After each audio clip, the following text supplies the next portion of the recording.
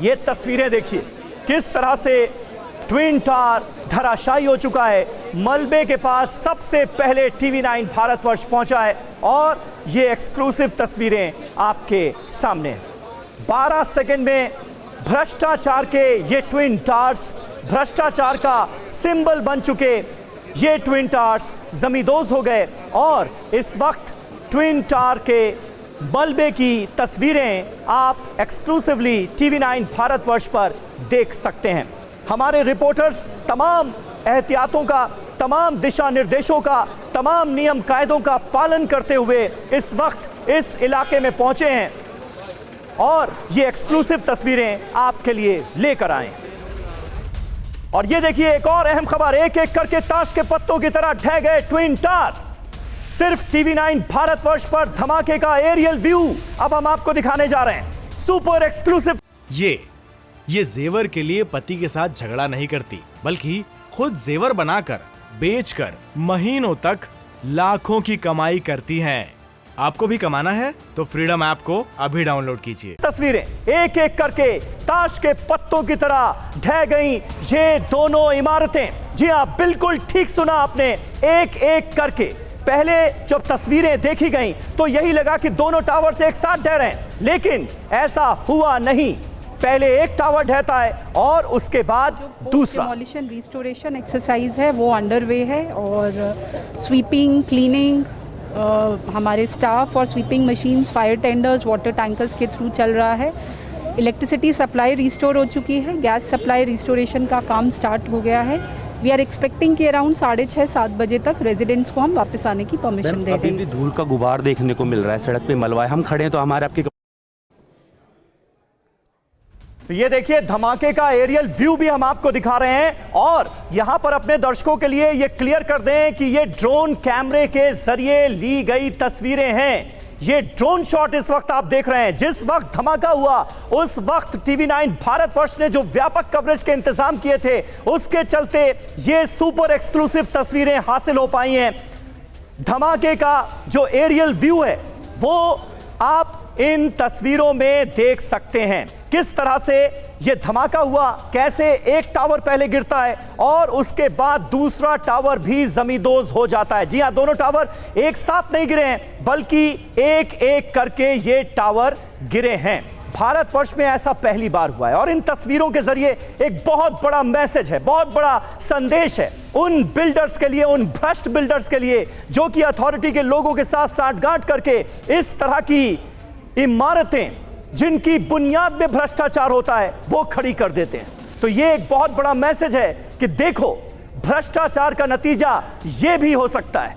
धमाके की आसमान से ली गई तस्वीरें, ये एरियल व्यू इस वक्त हम आपको दिखा रहे हैं जिसमें धमाका कैसे अंजाम दिया गया और कैसे ये ट्विन टावर्स हो गए धराशायी, कैसे इन्हें ध्वस्त कर दिया गया। सिर्फ और सिर्फ 12 सेकंड में ये बिल्कुल क्लियर हो जाता है। और धमाके के बाद की तस्वीरें जिसमें मलबा जो है वो आपको नजर आ रहा है, ट्विन टावर्स कैसे मलबे में तब्दील हो गए हैं वो भी हम आपको दिखा रहे हैं।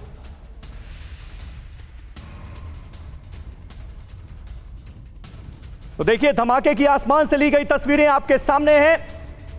विपिन चौबे हमारे सहयोगी इस वक्त हमारे साथ मौजूद हैं, ठीक इस साइट से विपिन चौबे हमारे साथ लाइव हैं। विपिन, वहां से क्या और जानकारी इस वक्त दे सकते हैं, क्या अपडेट आप दे सकते हैं? हम समझ सकते हैं कितनी मुश्किल परिस्थितियों में वहां से आप इस वक्त रिपोर्टिंग कर रहे हैं। Vipin, over to you.